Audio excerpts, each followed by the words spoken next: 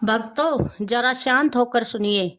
आज मैं आपको एक ऐसा रहस्य बताने जा रही हूँ जिसे सुनकर आपके रोंगटे खड़े हो जाएंगे। हम सब जन्म और मौत के बारे में जानते हैं, पर क्या कभी आपने सोचा है कि जब इंसान मर जाता है, शरीर का अंत हो जाता है, शरीर मिट्टी में मिल जाता है, तो फिर आत्मा कहाँ जाती है? क्या उसे भी भूख लगती है? क्या आत्मा भी भोजन करती है? और अगर करती है तो कहाँ से, कैसे और क्या, और कौन खिलाता है उसे? यह सब बातें हम रोजमर्रा की जिंदगी में नहीं सोचते, लेकिन एक दिन हर इंसान को सच जानना ही पड़ता है, क्योंकि मृत्यु कोई अंत नहीं, बल्कि आत्मा की नई यात्रा का आरंभ है। भक्तों, गरुड़ पुराण में वह गहरा ज्ञान लिखा है जिसे जानकर इंसान का मन हिल जाता है। यह कोई कल्पना नहीं, कोई कहानी नहीं, कोई अंधविश्वास नहीं, बल्कि हजारों साल पुरानी दिव्य सच्चाई है। कहते हैं कि जो व्यक्ति इस ज्ञान को ध्यान से सुन ले, पूरी श्रद्धा से समझ ले, उसके पाप कटते हैं, उसके पितृ तृप्त होते हैं और उसके घर में सुख समृद्धि का दरवाजा खुलता है। इसलिए भक्तों, आज जो सुनाने जा रही हूँ उसे हल्के में मत लीजिए, क्योंकि अज्ञान जीवन भी बदल सकता है और मृत्यु के बाद का संसार भी। कहानी शुरू होती है। भगवान विष्णु अपनी साधना में लीन थे, तभी गरुड़ देव उनके पास पहुंचे। भगवान विष्णु ने मुस्कुराकर स्वागत किया और बोले, हे गरुड़, कहो क्या बात है? गरुड़ देव ने हाथ जोड़कर प्रणाम किया और बोले, हे प्रभु, आप तो अंतर्यामी हैं, सब जानते हैं, दुनिया की हर बात आपसे छुपी नहीं, परंतु कई दिनों से मेरे मन में एक प्रश्न घूम रहा है, कृपा करके उसे दूर करें। भगवान बोले, पूछो गरुड़, मैं तुम्हारे प्रश्न का समाधान अवश्य करूंगा। तब गरुड़ देव ने वह प्रश्न पूछा जो आज पूरी दुनिया को सुनना चाहिए। हे प्रभु, क्या आत्मा को मृत्यु के बाद भी भोजन की आवश्यकता होती है? क्या आत्मा को मृत्यु के बाद भी भोजन की आवश्यकता होती है? माँ भी भूखी होती है? यदि हाँ, तो वह क्या खाती है और भोजन उसे कहाँ से प्राप्त होता है? भक्तों, यही वह प्रश्न था जिसने पूरे संसार हिला दिया। और फिर भगवान विष्णु ने एक गहरी मुस्कान के साथ कहा, हे गरुड़, मृत्यु केवल शरीर की होती है, आत्मा अमर है। और हाँ, आत्मा भी भूख और प्यास का अनुभव करती है। बस भक्तों, यहीं से शुरू होता है वह रहस्य जिसे जानकर आप भी सोच में पड़ जाएंगे। भगवान बोले, हे गरुड़, इस रहस्य को समझने के लिए मैं तुम्हें एक कथा सुनाता हूँ।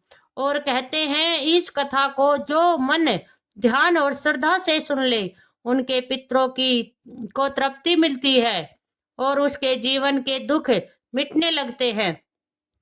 तो भक्तों, कथा शुरू होती है। कोपुर नाम का एक गांव था। शांत सरल मंदिरों की घंटियों से भरा हुआ उस गांव में रहती थी अत्यंत धार्मिक और पुण्य आत्मा अरुणा देवी। उम्र बहुत हो चुकी थी और जीवन का बड़ा हिस्सा सेवा, पूजा पाठ और भक्ति में बीता था। एक दिन उसकी मृत्यु हो गई। गांव वाले दुखी हुए। अंतिम संस्कार संपन्न हुआ, लेकिन उनका बेटा सोहन, जो शहर में नौकरी करता था, अंतिम संस्कार तक पहुंच नहीं पाया। जब वह गांव पहुंचा तो संस्कार पूरे हो चुके थे। उसने कहा, अब क्या ही किया जा सकता है, माँ को मोक्ष मिल गया होगा। गांव वालों ने समझाया, बेटा, मोक्ष तभी मिलता है जब पिंडदान और तर्पण किए जाए। आत्मा को भोजन चाहिए, जब तक पिंडदान नहीं होता आत्मा भूखी रहती है। लेकिन सोहन ने इसे अंधविश्वास समझा और हंसते हुए बात टाल दी। भक्तों, बस वही रात उसने जीवन की सबसे बड़ी भूल कर दी। वह माँ के कमरे में सोया। रात का तीसरा पहर, पूरा घर शांत सन्नाटा। अचानक कमरे में ठंडक ठंडक छाने लगी। अंधेरा और घना हो गया और तभी एक धीमी आवाज। बेटा सोहन की आंख खुल गई। उसने देखा, सामने उसकी माँ खड़ी है, वही साड़ी जिसमें वे जीवन भर रहती थी, पर चेहरे पर गहरा दुख, पीली पड़ चुकी देह और सुनी आंखें। और माँ ने कांपती आवाज में कहा, मुझे भूख लगी है, पिंडदान किए बिना मैं तृप्त नहीं हो सकती। यह सुनते ही सोहन का दिल कांप गया। माँ की आकृति धीरे धीरे धुएं में बदलने लगी और अचानक सपना टूट गया। सोहन पसीने में डूबा हुआ पूरी तरह कांप रहा था, लेकिन भक्तों वो सपना नहीं, संकेत था। सुबह गांव के पंडित आए, घर आए और बोले, बेटा, तुम्हारे पिता ने भी जब तुम्हारे दादा के लिए पिंडदान नहीं किया था, तब घर में अशांति होने लगी थी। तुम्हारी माँ बहुत धार्मिक थी, इसलिए वह डरा भी नहीं कर रही थी, संकेत दे रही है। अभी भी समय है, उन्हें तृप्त करो। भक्तों, यह बात सुनकर सोहन के मन में पहली बार सवाल उठा, क्या आत्मा सच में भूखी होती है? क्या पिंडदान सचमुच जरूरी है? यह सब कोई सिद्धांत है या सच्चाई? उत्तर जानने के लिए वह गांव के सबसे वृद्ध और ज्ञानवान पंडित विभूषण त्रिभुवन शर्मा के पास गया। उन्होंने गरुड़ पुराण खोला और कहा, बेटा, जब शरीर मर जाता है, आत्मा लिंग शरीर में प्रवेश करती है। मृत्यु के बाद 10 दिन तक आत्मा पृथ्वी पर ही रहती है। घर के आसपास अपने परिवार के पास पर वह छू नहीं सकती, बोल नहीं सकती, सिर्फ अनुभव करा सकती है। उस समय आत्मा को भूख भी लगती है, पर वह साधारण भोजन नहीं खा सकती। उसे तर्पण, तिल, जल और पिंडदान के रूप में ऊर्जा चाहिए होती है। वही उसका भोजन है, वही उसकी भक्ति है। भक्तों, सोहन त्रिभुवन शर्मा के पंडित त्रिभुवन शर्मा के सामने बैठा था। उसकी आंखों में डर, पछतावा और बेचैनी साफ दिखाई दे रही थी। उसे अब यह समझ आ चुका था कि मृत्यु किसी चीज का अंत नहीं, बल्कि आत्मा की एक नई यात्रा की शुरुआत है। वह अब यह जान चुका था कि जब आत्मा को तृप्ति नहीं मिलती, जब उसे उसका हिस्सा नहीं मिलता, तो वह तड़पती रहती है, बेचैन रहती है। लेकिन उसके मन में एक बात गहरी अब तक अटकी हुई थी, आत्मा आखिर खाती कैसे है? बिना शरीर के, बिना मुंह के, बिना हाथ पैर के आत्मा को भोजन कैसे पहुंचता है? तभी पंडित त्रिभुवन शांत स्वर में बोले, बेटा, याद रखो, मृत्यु के बाद आत्मा की भूख रोटी सब्जी की नहीं होती। आत्मा चावल की थाली, दाल की कटोरी या रोटी का टुकड़ा नहीं खाती। आत्मा ऊर्जा से तृप्त होती है। जैसे शरीर को भौतिक भोजन की जरूरत होती है, वैसे ही आत्मा को आध्यात्मिक भोजन की आवश्यकता होती है। वह भोजन उसे पिंडदान, तर्पण और श्राद्ध के माध्यम से प्राप्त होता है। सोहन और उलझ गया। उसने कहा, पंडित जी, हमारे पितरों को हम चावल, तिल और जौ से बने पिंड देते हैं, पर वे तो दिखाई ही नहीं देते। उनका तो कोई शरीर नहीं है, वे कैसे खाते होंगे? पंडित त्रिभुवन हल्की मुस्कान के साथ बोले, बेटा, आत्मा कोई मोटा पत्थर जैसा पदार्थ नहीं कि हाथ में पकड़कर उसे खिलाया जाए। आत्मा तरंगे ग्रहण करती है। हम जो भोजन मंत्रों के साथ अर्पित करते हैं, वह ऊर्जा के रूप में बदलकर आत्मा तक पहुंचता है। आत्मा तक हमारे हाथ का अन्न नहीं, हमारे हृदय की भावना, हमारी श्रद्धा और हमारा संकल्प भोजन बनकर पहुंचते हैं। भक्तों, जरा इसे मन में उतार कर समझिए। जब हम पिंडदान करते हैं, तिल और चावल से गोल आकार के पिंड बनाते हैं, उन पर जल, घी और दूध अर्पित करते हैं और साथ ही मंत्रों का उच्चार करते हैं, तब क्या होता है? मंत्र की ध्वनि, पानी की तरंगे, तिल और जौ की शक्ति, घी की शुद्धता और हमारे मन की श्रद्धा, यह सब मिलकर एक दिव्य सूक्ष्म ऊर्जा का रूप ले लेती है। यही ऊर्जा आत्मा के सूक्ष्म शरीर का भोजन बन जाती है। जितनी सच्ची भावना उतनी गहरी तृप्ति, जितनी श्रद्धा उतनी ज्यादा शांति। अब भक्तों, यहाँ एक और बड़ा प्रश्न खड़ा होता है, आत्मा तड़पती क्यों है? आत्मा भूखी क्यों पड़ती है?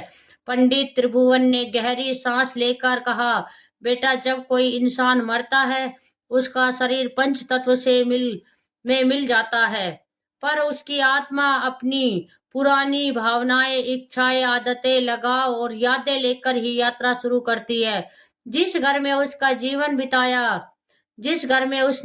बिताया, जिस परिवार से वह प्रेम करती थी, जिन लोगों के लिए वह चिंता किया करती थी, उन सब का मोह उसके साथ रहता है। उस समय आत्मा को शक्ति की सहारे की तरह आवश्यकता होती है।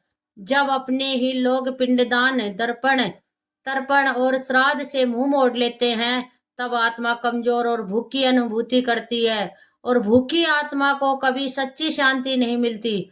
भक्तों, जरा कल्पना कीजिए, जिस माँ ने पूरी जिंदगी अपने बेटे को खिलाया, उनके लिए दिन रात मेहनत की, भूखी रहकर उन्हें भोजन कराया, अपने हिस्से का निवाला उन्हें दे दिया।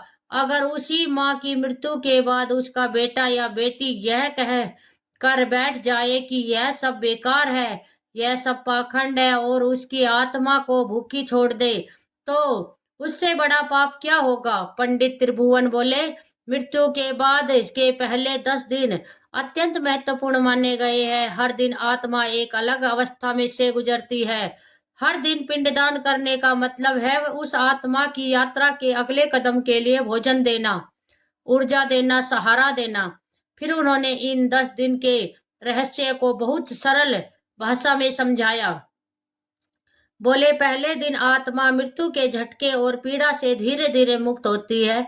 दूसरे दिन उसकी दिशाहीनता कम होती है, उसे एहसास होने लगता है कि जब शरीर छूट चुका है। तीसरे दिन उसके लिए सूक्ष्म शरीर यानी लिंग शरीर का निर्माण प्रारंभ होता है, जिसके सहारे वह आगे के लोकों की यात्रा करेगी। 7वां दिन तक आते आते आत्मा यात्रा के मार्ग पर चलने लगती है, और 10वें दिन आत्मा अपेक्षाकृत स्थिर, संतुलित और संतुष्ट होती है।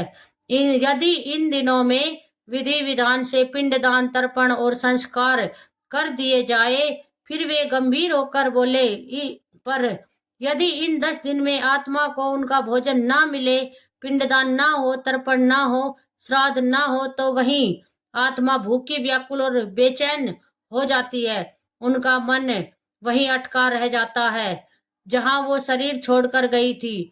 यह सुनते ही सोहन की आंखों से आंसू छलक पड़े। उसके दिल में बस एक ही बात घूम रही थी, कहीं उसकी माँ भूखी ना रह जाए, कहीं उसकी लापरवाही के कारण उसकी आत्मा कष्ट में ना चली जाए। भक्तों, यहीं पर पंडित त्रिभुवन ने एक और गंभीर रहस्य खोला। उन्होंने कहा, बेटा, जब आत्मा तृप्त नहीं होती, जब वह भूखी प्यासी रहती है, जब उसे अपने परिवार से अपेक्षित स्मरण और तर्पण नहीं मिलता, तब वह कमजोर होकर अपने ही परिवार को संकेत देने लगती है।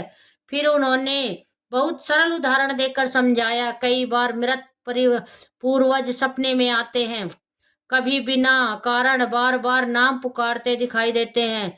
घर में अजीब आवाजें सुनाई देती है, कोई वस्तु अपने आप गिर जाती है, परिवार के किसी सदस्य की तबीयत बार बार बिगड़ती है, घर में बिना किसी बड़े कारण के कलह और तनाव बना रहता है, व्यापार धन में अजीब तरह की रुकावटें आती रहती है, संतान, विवाह और घर की उन्नति में बाधाएं आती है। यह सब केवल बदकिस्मती नहीं होते, कई बार यह आत्मा की पुकार होते हैं। यह डराने के लिए नहीं, जगाने के लिए होते हैं। आत्मा जैसे कहती है, मुझे मत भूलो, मुझे याद करो, मुझे तृप्त करो, मुझे शांति दो। भक्तों, यह बात हर बेटे, हर बेटी, हर भाई, हर बहन और हर इंसान को याद रखनी चाहिए कि जब तक माता पिता, दादा दादी, पितृजन इस दुनिया में है, तब तक उनकी सेवा शरीर की जरूरतों के अनुसार करनी चाहिए, और जब वे इस दुनिया से चले जाए तो उनका कर्ज सिर्फ तस्वीर पर माला चढ़ाने से नहीं उतरता, बल्कि उन्हें स्मरण करके, श्राद्ध से, तर्पण से, पिंडदान और श्राद्ध श्रद्धा करके ही उनका ऋण चुकाया जाता है। शरीर के रहते सेवा, शरीर के जाने के बाद श्रद्धा, यही सच्चा धर्म है, यही सच्चा पुत्र धर्म, सच्चा संतति धर्म है। सोहन ने कांपते हुए पूछा, पंडित जी, अगर पिंडदान समय पर ना किया जाए और तर्पण और श्राद्ध ना किया जाए तो क्या होता है? पंडित जी की आवाज भारी हो गई। उन्होंने कहा, तब आत्मा प्रेत योनि को प्राप्त कर सकती है। प्रेत कौन होते हैं? प्रेत वह होते हैं जो गया भी नहीं और रुका भी नहीं। वह ना पूरी तरह लोक से विदा हो पाता है, ना ही नए लोक में प्रवेश कर पाता है। वह बीच में ही फंसा रहता है। भूखा तड़पता हुआ बेचैन उसका मन मोह भूख क्रोध पीड़ा और अधूरी इच्छाओं में उलझा रह जाता है। भक्तों, यह सुनकर सोहन की हालत और खराब हो गई। उसे अपनी माँ की वह पीली उदास आकृति याद आ गई हो जो सपने में प्रकट होकर कह रही थी, मुझे भूख लगी है। उसे लगा जैसे उसकी भूल, उसकी लापरवाही, उसकी अज्ञानता के कारण उसकी माँ कष्ट में होगी। उसका गला भराया, शरीर कांपने लगा और दृढ़ स्वर में कहा, पंडित जी, मैं अपनी माँ को कभी भूखा नहीं रहने दूंगा, चाहे जो करना पड़े। मैं विधि पूर्वक पिंडदान करूंगा, मैं अपना कर्तव्य पूरा करूंगा। भक्तों, जब इंसान के भीतर यह संकल्प जाग जाता है कि मैं अपने पितरों को भूखा नहीं रखूंगा, मैं उन्हें तृप्त करूंगा, उन्हें सम्मान दूंगा, तो वहीं से पिंडदान का महान रहस्य शुरू होता है। आत्मा और जीवित परिवार के बीच जो अदृश्य रिश्ता है, वह इन कर्मों से जुड़कर भी गहरा भी और भी पवित्र हो जाता है। यहीं से आगे की कथा में पिंडदान की विधि, उसमें लगने वाली वस्तुओं की महत्ता और श्राद्ध व पितृ पक्ष के गहरे रहस्य खुलते हैं। भक्तों, जहाँ सोहन ने मन ही मन यह ठान लिया था कि वह अपनी माँ को कभी भूखा नहीं रहने देगा और विधि विधान से पिंडदान करेगा, अगले ही दिन गांव में संदेश भेजा गया, ब्राह्मणों को न्योता दिया गया, घर के आंगन को लीपा पोता गया। जैसे किसी बड़े शुभ कार्य की तैयारी होती है, वैसे पवित्रता पूरे घर में छा गई। सुबह सुबह स्नान करके सोहन ने साफ धोती पहनी, माँ की तस्वीर के सामने दीपक जलाया, हाथ जोड़कर बोला, माँ, आज मैं तुम्हारे लिए पहला सच्चा भोजन तैयार कर रहा हूँ, जिसे मेरे हाथ नहीं, मेरी भावना तुम्हें अर्पित होंगी। आंगन में कुश का आसन बिछाया गया, एक स्थान पर गंगा जल, तिल, जौ, चावल, घी और दूध रखा गया। पंडित त्रिभुवन के ने शांति मंत्रों से शुरुआत की और बोले, बेटा, ध्यान से देखो, आज जो कुछ तुम कह रहे हो, यह सिर्फ तुम्हारी माँ के लिए नहीं, तुम्हारे पूरे वंश के लिए ऊर्जा बनकर जाएगा। यह पिंडदान केवल एक क्रिया नहीं, यह तुम्हारे और तुम्हारे पितरों के बीच अदृश्य सेतु है। उन्होंने सोहन के हाथों से तिल और चावल मिलवाए, थोड़ा सा घी और दूध मिलाकर गोल गोल पिंड बनवाया। जब वह मिट्टी की तरह गोल अन्न सोहन के हाथों में था, तो उसे ऐसा लगा जैसे वह बचपन में वापस चला गया हो, जब उसकी माँ उसे अपने हाथों से लड्डू बनाकर खिलाती थी। अब वह वही बेटा अपनी माँ की आत्मा के लिए भोजन का लड्डू बना रहा था। पंडित जी बोले, देख बेटा, पिंड का गोलाकार स्वरूप यह दर्शाता है कि आत्मा की यात्रा अनंत है, इसका कोई अंत नहीं। इस रूप में तिल, जौ, चावल, घी, दूध और जल मिलाए एक ऐसा अन्न बनाते हैं जो सूक्ष्म रूप में तुम्हारी माँ के लिंग शरीर तक पहुंचेगा। फिर मंत्रों की ध्वनि के बीच सोहन ने पिंड अर्पित किया और पंडित जी के पीछे पीछे बोलता गया, इदम पिंडम इद जलम इदम तिला इदम मात देव स्वधा नमः। भक्तों, यह शब्द केवल संस्कृत के वाक्य नहीं थे, यह बेटे की पुकार थी। माँ, जहां भी हो, यह मेरा प्रेम है, इसे स्वीकार करो। जैसे जैसे एक एक पिंड अर्पित होता गया, सोहन के अंदर का बोझ हल्का होता गया। आंखों से आंसू गले पर बहते रहे, मगर दिल के भीतर एक अनकही शांति उतरने लगी। पंडित त्रिभुवन ने समझाया, बेटा, मृत्यु के बाद के 10 दिन में जो जो कर्म हम करते हैं, वे आत्मा के लिए विश्राम विश्रामालय और भोजनालय का काम करते हैं। जैसे कोई यात्री लंबी यात्रा पर निकलता है तो बीच बीच में ढाबे पर रुककर खाना खाता है, पानी पीता है और फिर आगे बढ़ता है, वैसे ही यह पिंडदान आत्मा के लिए मार्ग में ठहराव और आहार दोनों है। पहले दिन मृत्यु की पीड़ा से मुक्ति, तीसरे दिन सूक्ष्म शरीर की मजबूती, सातवें दिन मार्ग की स्पष्टता और 10वें दिन आत्मा की स्थिरता, यह सब इन पिंडों के माध्यम से ही होता है। उन्होंने तिल की अहमियत बताते हुए कहा, तिल नकारात्मक ऊर्जा को सोखते हैं, जल भावनाओं का माध्यम है, मंत्र शब्द की शक्ति है और तुम्हारी श्रद्धा सबको एक धागे में पिरो देती है। जब तुम प्रेम से पिंड अर्पित करते हो तो वही प्रेम ऊर्जा बनकर तुम्हारी मां तक पहुंचता है और उनकी भूख शांत करती है। पिंडदान पूरी होते हुई वातावरण बदल गया। हवा जैसे कुछ क्षण के लिए स्थिर हो गई, पक्षियों की आवाज धीमी पड़ गई और सोहन ने भीतर ही भीतर एक अदृश्य स्पर्श महसूस किया। उसे लगे जैसे कोई सिर पर हाथ फेर रहा है, फेर कर कह रहा हो, अब मैं ठीक हूं बेटा। उसी क्षण उसकी आंखों के सामने मां की हल्की सी मुस्कान उभर आई, जैसे उनकी तड़प कम हो गई हो। पर कहानी यही खत्म नहीं होती भक्तों, यहीं से अगला अध्याय शुरू होता है। शाम के समय जब सब लोग चले गए, घर में शांति छा गई, तो सोहन ने धीरे से पूछा, पंडित जी, क्या अब माँ को पूर्ण शांति मिल गई? पंडित त्रिभुवन का चेहरा गंभीर हो गया। बोले, बेटा, पिंडदान बहुत बड़ा और पहला कदम है, पर यह यात्रा का अंत नहीं, आरंभ है। यदि आगे तर्पण और श्राद्ध न किए जाए, यदि वर्ष भर में पितरों का स्मरण न हो, तो आत्मा फिर से पुराने दुख, भूख और मोह की ओर खिंच सकती है।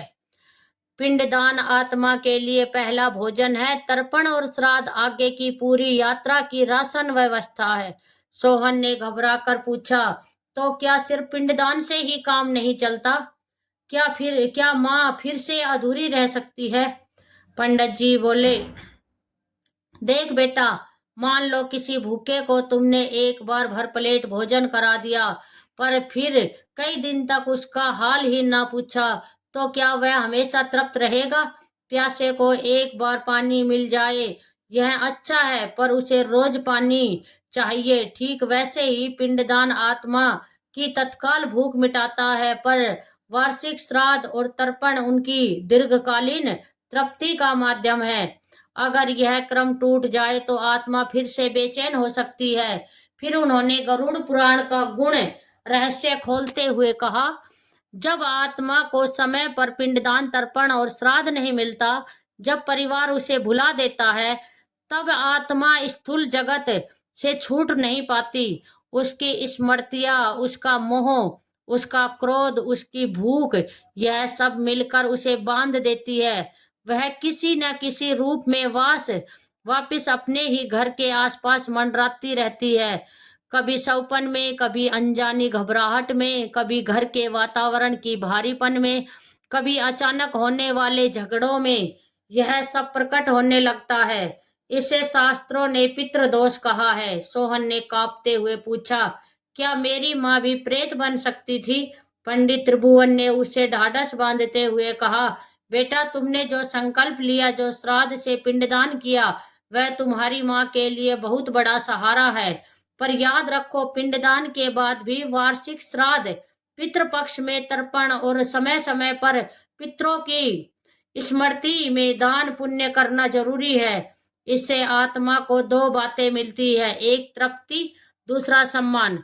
जब हम श्राद्ध के ब्राह्मणों को भोजन कराते हैं, गो, जीव जंतु, गरीबों को अन्न देते हैं, तो वह जीव भोजन प्रतीकात्मक रूप से हमारे पितरों तक ऊर्जा बनकर पहुंचता है। ब्राह्मण की थाली में रखने वाला केवल इंसान नहीं, पित्त भी ग्रहण करते हैं। अतिथि की थाली में परोसा गया अन्न केवल पेट नहीं भरता, किसी अदृश्य आत्मा की भूख भी शांत करता है। अब त्रिलोचन महात्मा की भूमिका शुरू होती है। सोहन अपनी गहरी जिज्ञासा लेकर पुण्य नगरी पहुंचता है, जहां एक महान तपस्वी और गरुड़ पुराण के रसिक ज्ञानी विराजमान थे, जिनका नाम त्रिलोचन रस था। सोहन उनके चरणों में गिर पड़ा और बोला, गुरुदेव, मैं जानना चाहता हूँ कि क्या आत्मा वास्तव में भोजन करती है यदि हाँ तो कैसे?